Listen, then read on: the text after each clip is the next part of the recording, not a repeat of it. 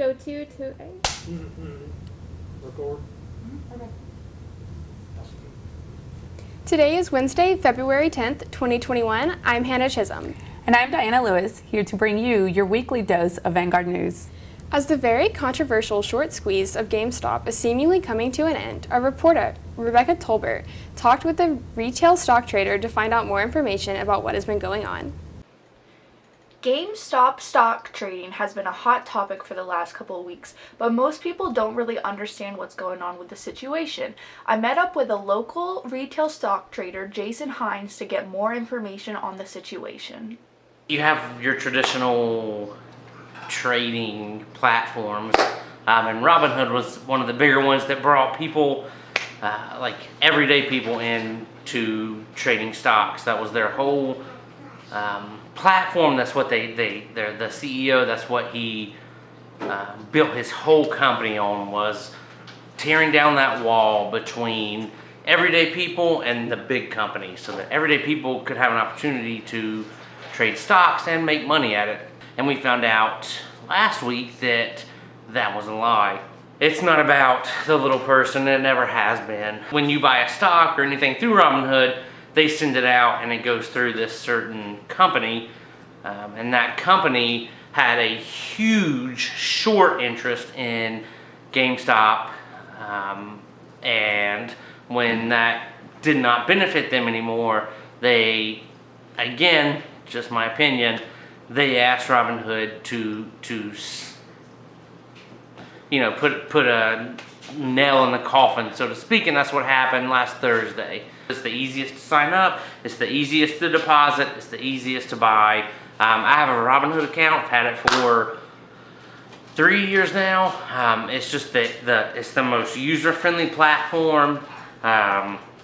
It's just the easiest to use, without a doubt, the easiest to use. So all these people that had no knowledge of stocks saw what was happening, saw all these social media posts, and jumped in. And then literally the next day, they woke up to no one can buy it. Robinhood and actually a few other trading platforms took GameStop off the market completely. Like, retail investors could no longer buy or sell, or you could sell, but you could no longer buy GameStop. They came out and said, oh, well, we didn't have the money in the bank to afford all these stocks being purchased. In my opinion, of course, that's a horrible, horrible excuse. It's just not true. It makes no sense. It's just not true. It's just not true. You got told by the corporations that are bankrolling you to cut it off because we're about to be bankrupt. We're talking about Melvin. Some of these companies lost 40% overnight, and these are huge multi-billion dollar companies that lost 40% because of this squeeze. And they came in and said, okay, we can't lose any more, so figure this out, do something about it, and that's what happened. Certain retail investors, so not the huge companies, the huge corporations, but normal everyday people, saw an opportunity in GameStop when the huge retail people were shorting the stock. So they were saying, okay, the stock's trading at $20 a share. They came in and said, well, I think it's worth $5 a share, so we're gonna short it and hope that it goes down to $5. Shorted more shares than were available to purchase. A company is trading at $20 a share. These huge corporations are shorting it, saying, I think it's worth $5 a share. Well, when they short it a certain percentage, if it goes up, they lose an exorbitant amount of money, and that's what happened. They saw that these corporations were shorting it more than was even available to be purchased. So everyone got into it, and so it just skyrocketed. These corporations lost ungodly billions of dollars. And when that started to happen, they stopped it. They came in and said, we're losing too much money, you've got to put a stop to this, and that's exactly what happened. GameStop shot up, and then right when it was going to go even higher, like it should have kept going, with the numbers that were there, they should have just like really kept going. The everyday investor could no longer buy it, so it stopped it. They gradually, a few days later, you could buy 2 shares of this company. Well, when that happens, I mean, what happens? In order for the squeeze to work, retail investors had to be able to purchase the share, and that was no longer a viable option. So the price of the stock tanked. We're back down to, I think it closed today at around $50 a share. Over the past year, especially with the pandemic, you've had all these people flock in to Robinhood, to TD Ameritrade, to just all these trading platforms. The corporations do not want that. They want it to an extent so that they can make their money off the retail investor, but they do not want the typical retail investor to be able to come in and, you know, see what's going on and make any money. They just don't want that to happen, because when that happens, what happens to them? They lose money. We are destroying what you think is the market. And we're not even destroying it, because obviously, like, the average retail investor lost. They lost an astronomical amount of money. We sit here and the retail investor lost billions, and the hedge funds, they covered, right? So they didn't make billions, but they made millions, and the SEC is investigating the people that lost billions, who are the retail investors. It's just disgusting. It's sickening. It's just so sickening. It goes back to everything that is wrong with the system that we think is, or that is in place now. As this story continues to change, turn into Vanguard News for updates. The doctors at the Cherokee County Government Complex have been hard at work since the pandemic first hit the United States. At this government complex, they offered rapid testing if you have symptoms, and they offer PCR testing if your rapid tests come back negative. They have had to call in the National Guard to help administer tests because of the fear in Cherokee County. Now, a year later, the testing site has completely changed. Since the numbers have decreased so much, and with a new president in office, the government complex is now putting restrictions on who can get tested. You now have to have an appointment and have certain symptoms. Usually, older people get the first test because they are more of a priority. Instead of 10 National Guard members, it is now only 2 National Guardsmen watching the testing sites. The government complex was once a vaccination site, but they decided to move it to traffic for traffic reasons. The government complex has gone from lines wrapped around the building for testing to almost completely empty and desolate, because now you have to have appointments. Breaking news. A gas leakage occurred at a food processing plant. Vanguard reporter Guada Rodriguez is on the scene. A liquid nitrogen gas leak occurred Thursday, resulting in the death of 6 employees and 11 hospitalized. The incident occurred at Foundation Food Group, a poultry product processing factory located on Industrial Drive, before noon. Jackie Rees, a truck driver who was directing traffic on the scene, said he witnessed employees taken away in buses. Yeah, they took everybody out on buses to take them to the hospital. The employees were actually taken to Free Chapel for medical evaluation. The cause of the gas leak is still under investigation. A local nonprofit organization has been at work providing resources for those affected in the Foundation Food Group gas leak. Guada Rodriguez attended one of their events and gathered some information on the support provided. Free financial, legal, and medical assistance was provided Saturday at the Gainesville Interactive College of Technology. Everyone impacted by the Foundation food incident was welcome to attend. Paul Glaze, who works with Georgia Familias Unidas, said the workers have rights regardless of their legal status. Workers' comp, it doesn't matter whether you are documented or not, your legal status doesn't play into that at all. Letting people know that they have a right to have the forms they sign be in the language that they speak. They have a right to legal representation in certain circumstances, and that if they want to cooperate with an investigation such as OSHA, that they are totally within their rights to do so. Our priority is not anyone's investigations or anything like that, though. Our priority is just making sure that the needs of this community are met. The organization also made mental health support a priority. That's a huge, what we're seeing with a lot of the workers is fairly severe PTSD, which manifests in a lot of different somatic symptoms.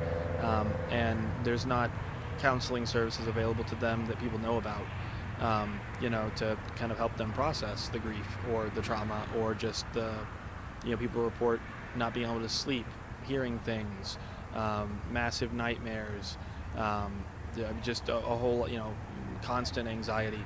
The organization also made mental health support a priority.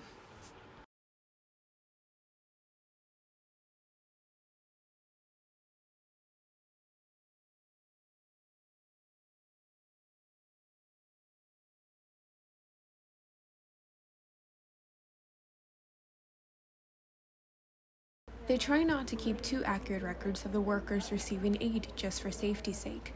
Paul believes 30 families were seen, which brings them to about half of the impacted total the organizers have been in contact with at some point.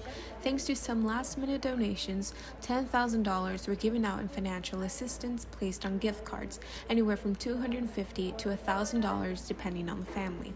Jorge Bello was able to plan for what they call their financial soup kitchen. I was getting to sit with them and kind of assess their financial situation and award them money based on their needs, based on various things, but mostly I would say the factors were like how many people work in the house, how long have you been out of work, how many kids do you guys have, and so depending on their situation, I was able to award thousands of dollars or hundreds of dollars. The goal is to give out a total of $100,000 in direct assistance, and after this moment passes, the nonprofit organization Georgia Familias Unidas intends to raise awareness of the conditions of workers in the poultry factories. Guado Rodriguez, UNG Vanguard News. After years of planning and construction, the new hotel in downtown Dahlonega is set to open in the next couple of weeks. With outside construction completed, the Holiday Inn Express and Suites now stands where the historic Parks and Butler building used to. The hotel sparked controversy early on, namely due to construction lasting so long. The project broke up the look of the downtown square and took away parking spaces. It's located across the Antique Mall and beside the Visitor Center. And with the brick exterior, the hotel fits the historic look and feel of the square, which is something Dahlonega residents initially worried about. The construction is wrapping up soon though, and the long-awaited space is almost ready for use. No longer will people passing by see cluttered construction work or bare bones, but instead will see the result of years of work. A local horseback riding facility called Wildwood Farm recently won a Best of Forsyth Award after nearly losing their program a year and a half ago. Vanguard reporter Corinne Thompson visited their farm to get the story. Good afternoon, my name is Hannah Zapletal and I am the owner of Wildwood Farm Inc. here in Cumming. We started the farm in 1996 over in Ducktown. We're there for 17 years, and then we rented a big farm over off of 369 out towards Ball Ground for approximately 6 years. Wildwood is a place that welcomes everybody with open arms to come and enjoy the amenities it has to offer. However, the road to this facility wasn't an easy one. During that time that we were at the farm in Ball Ground, there was a lady that I had not known. She was a fellow horse community person. Called me one day and she said, "Hannah, all of our horses are sick with a disease that is very treatable but extremely contagious." And they did a lot with the Special Olympics. And she said, "We have a Special Olympics coming up, within the next 3 weeks, and none of our horses are eligible to go to do the Special Olympics with our riders. Would it be possible to borrow one of your school horses, or possibly even 2 of them?" I said, "Well, I understand what the situation is, and these special needs students really need to have a chance of going on and competing, especially if they're eligible to do so." So I invited her out to the farm and I showed her a couple of my horses, and she rode Dexter and they rode Eli, and turned out that down the road they didn't actually need to borrow them, but she was very impressed with our willingness to help, even though we didn't really know who they were, but we were more interested in helping the kids than we were in helping, using one of my horses, for instance. Little did they know that specific turn of events and small act of kindness was going to pay off tremendously when they were abruptly asked to leave their old home facility just over a year and a half ago. We were forced to move our farm extremely quickly, 10 days as a matter of fact.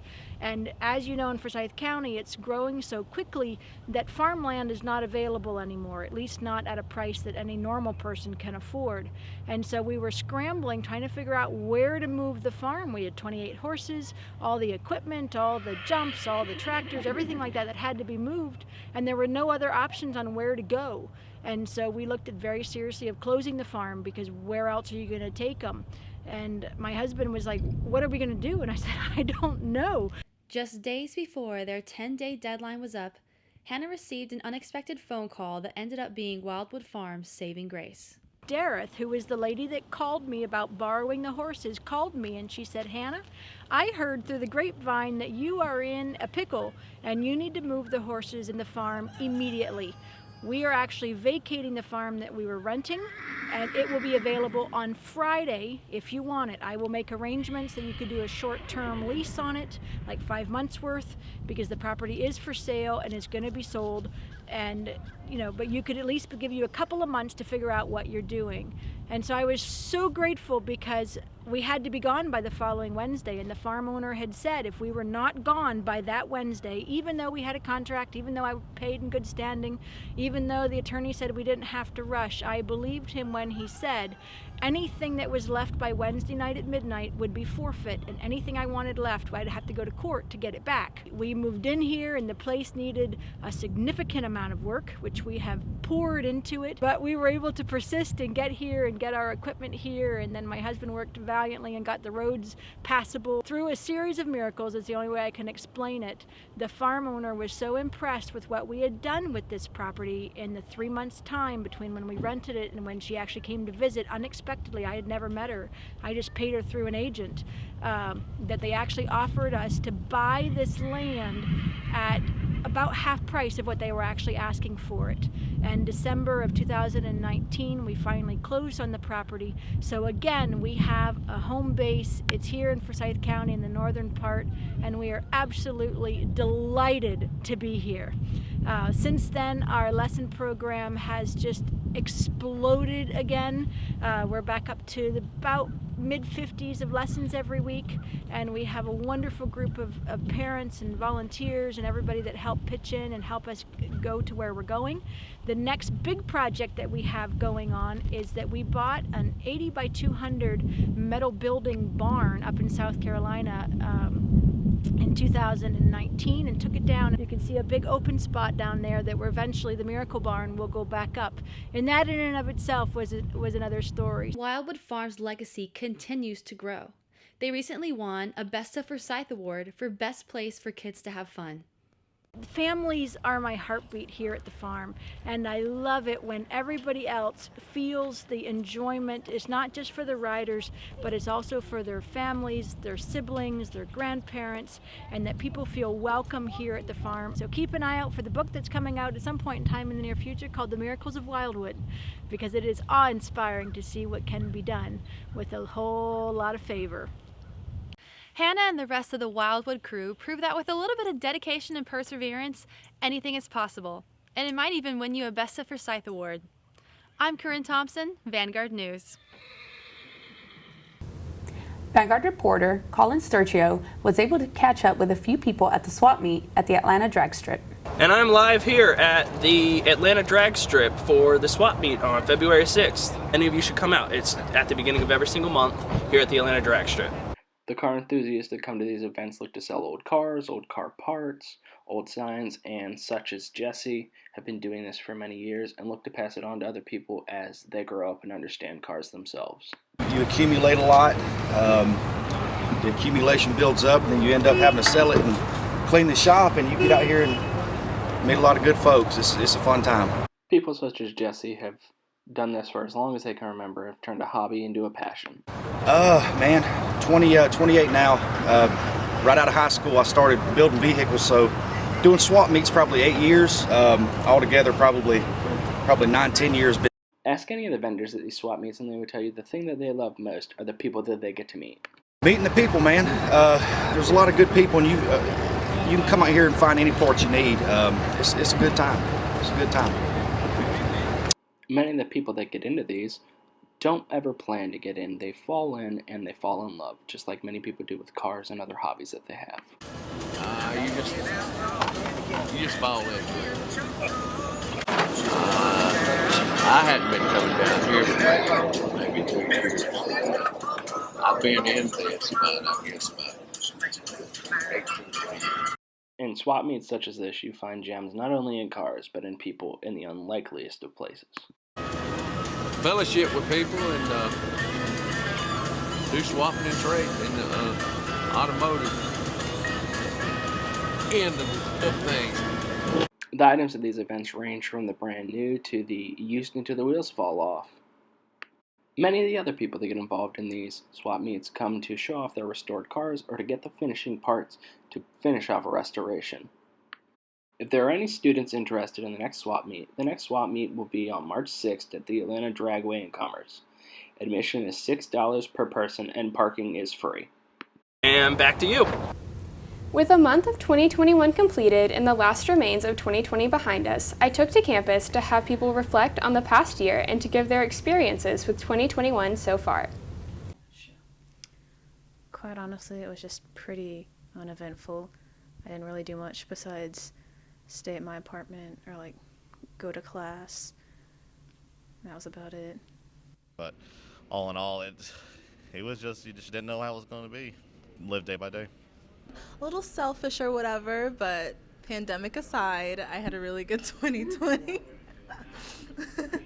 I don't think that it's going to be like completely over anytime soon, or that we're like going to return to normal or like our past normal anytime soon. I guess hopeful, since I went into 2020 like, yeah, roaring 20s, like I'm turning 20, I'm having a great year to, you know, pandemic. So I guess 2021 is hopeful. Hopeful I get to spend my 21st in the bar, so. We have the vaccines and we've already been doing a pandemic for a year, so what's another year, you know? But as far as, you know, I think it's just like my opinion is like a neutral, not negative, not positive, you know what I'm saying? I was just going with it because I think if last year taught me anything, it was just to not have expectations. I don't think anyone was expecting to go into a pandemic. So I think this year I just went in with no expectations, just take it as it comes. Yeah. Maybe like, you know, we'll start seeing some changes where we can actually go out to the beach and walk around with no mask, and I can sit not 6 feet apart from you right now. But yeah. So far it's been pretty good. School's going good, friends are good, so yeah, things are good. Really just going with the flow. Yeah, I don't know, like, if I get into grad school, that will make 2021 amazing, but as of right now, it's just like a good year so far. 2021's been, I suppose, as expected. Again, it's just really similar to like what's been going on to me. Not much has changed. So, same old, same old. It's been almost a year since the United States saw its first COVID-19 case, and it is no secret that many businesses have felt the pressure. Diana Lewis checked in with the North Georgia Wildlife Park to see what they have done to keep their business afloat. The COVID-19 pandemic has impacted not only humans, but also some pretty exotic animals within our state. I went behind the scenes at the North Georgia Wildlife Park with Jeff Powell, Director of Operations, to see just how they have managed to keep afloat 1 year into the pandemic.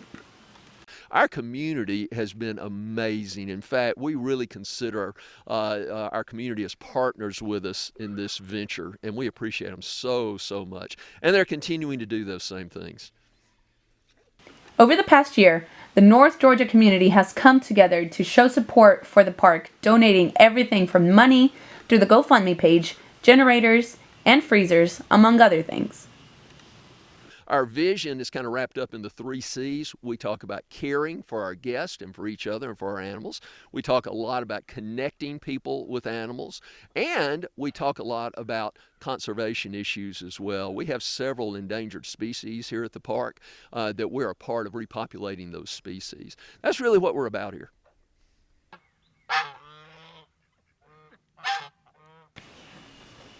The park had to really get creative and find ways to keep the animals eating, keep up with the park maintenance, and keep park rangers employed. Jeff walked me through part of the 60-acre park where the drive-through safari has been a complete success. So our owner had the idea to start this. She posted it on her own Facebook page just to see what would happen. Really, we thought maybe 100 people would show up. The reality was well over 1,000 cars showed up. We were backed up in 3 miles in each direction from our entrance. Sheriff's Department literally had to come shut us down that day because there was so much traffic. But we were looking for a COVID-safe way for folks to continue to enjoy the animals. So we opened the drive-through park. The drive-through park, the safari park, you actually stay in your car most of the time, so it's super safe in terms of COVID. You would drive through. The animals are all in enclosures, but you could get very close to the enclosures in your vehicle. You were then able to toss food out to the animals. They would come right up. They would come right up like this. To ensure the visitors get the full experience, the park also offers a petting zoo, a wildlife encounter with a gray wolf or a sloth, and a small animal encounter for kids. They're also working on expanding the park for new arrivals like the South African penguin and the otters, which visitors will have a chance to swim with in the summer months. You can also drive through the llama enclosure, where you can get an up-close and personal experience feeding these friendly creatures. And if you're up to it, you can feed the camels too. Along with the hands-on experiences for visitors, the park also provides virtual programs that include llamas in Zoom meetings, educational classroom experiences, or virtual birthday parties. Mully is a water buffalo. Water buffalo, she in particular, is the largest animal at the zoo. She weighs over 2,200 pounds. She was on The Tonight Show with Jimmy Fallon some years ago. They had a hard time figuring out how to get her up to the studio because it was on the 7th floor. They wound up taking her up on the freight elevator. These popular animals have also been featured on The Wendy Williams Show, and if you're lucky, you can also catch Bessie the cow at your local Chick-fil-A. All this exposure helps provide the financial support to ensure that these animals continue to thrive. Unlike other small businesses affected by the pandemic, North Georgia Wildlife Park has continued to thrive despite the difficulties that they faced early on. It is thanks to the community's support that these animals have continued to have a stable environment to live in. For UNG Vanguard News, I am Diana Lewis. On Sunday, the Kansas City Chiefs and the Tampa Bay Buccaneers competed in the Super Bowl 55. Our reporter Erica Tolbert talked to some locals to find out their opinions on the big game. This Super Bowl was pretty disappointing. Just watching the Chiefs get stomped over and over again. The commercials were pretty lackluster for Super Bowl, and they all just kept saying the same thing over and over again of we're all in this together. And you kind of want to escape from that when you watch something like that.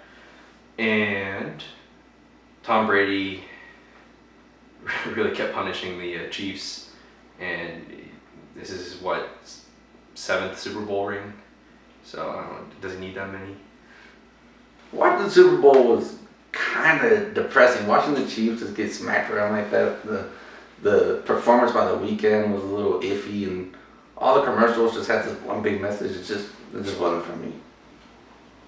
This past Super Bowl was actually a lot to take in, considering we have such young talents such as Patrick Mahomes really giving his best in the championship of championships and coming up short due to the New England's very, very hard-hitting, blitz-crazy defense. I really felt like there was a lot of talent that was, I don't want to say wasted, but he really wasn't able to show what he could. I mean, the dude was making diving passes, diving sidearm passes, and really being pressured in the pocket, and I feel like he was put in a position where he couldn't shine the way he does the best. The Super Bowl, it was great. It was great to see Tom Brady, the first to have 7 Super Bowl rings. And it was great to see someone do that and raise the bar for the next generation coming up. Mahomes, he passed every pass he could. He did good enough to get it to the end zone almost every time. But it just seemed they came a little too short every time. And the one pass that he did when he fell on the ground and there was a couple people around him and he just chunked it and gave it his all, and it was so close, and I really felt bad that he had to fight so hard for them to lose. This past week, the Georgia Racing Hall of Fame hosted a ribbon-cutting ceremony to honor NASCAR champion and Dawsonville local Chase Elliott. The ribbon cutting featured renovations and a new Chase Elliott exhibit with trophies from all of his past wins, as well as a NASCAR All-Star trophy from Elliott's 2020 winning racing season. Alongside Chase's race car is another that belonged to Dawsonville racing legend Bill Elliott, who is also Chase's father. Visitors can see Bill's Winston Cup trophy on display as well as one of his wrecked cars. In addition to the display honoring the Elliott family, the Georgia Racing Hall of Fame opened 2 more exhibits, one honoring other Georgia native racers throughout history like Phil Bonner and the Wise Brothers Special. Other exhibit displays show the evolution of the racing car tire, racing helmet, and racing suit dating back to the 1940s that is newly open to the public so visitors can see the development in safety and reliability in the sport. With Valentine's Day right around the corner, Becca Maman spoke with UNG students about the big day. Valentine's Day is right around the corner, so I went out to talk to some UNG students to find out what they're doing. Let's take a look. Technically, I am celebrating Valentine's Day, but I don't have a girlfriend or anything, so I'm just going to be celebrating with my friends. Yes. The day after, though, because he works.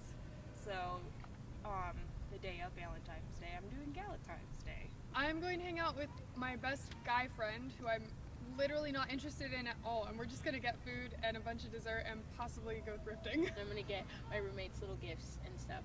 Last year I had a boyfriend, but we didn't do anything that day because it's always busy, so it just depends on the year, I guess. I don't know, it's kind of like one of my least favorite holidays, really. I don't really think of it much as a holiday, honestly, just another day. I like the holiday itself.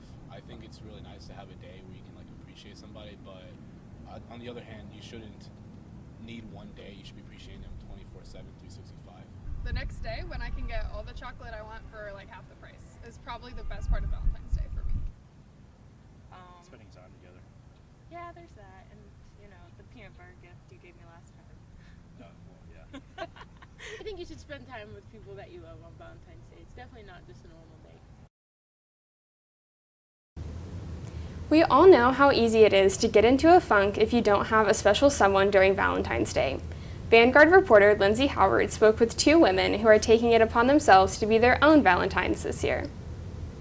Thank you for joining us, and be sure to tune in next time for more Vanguard news.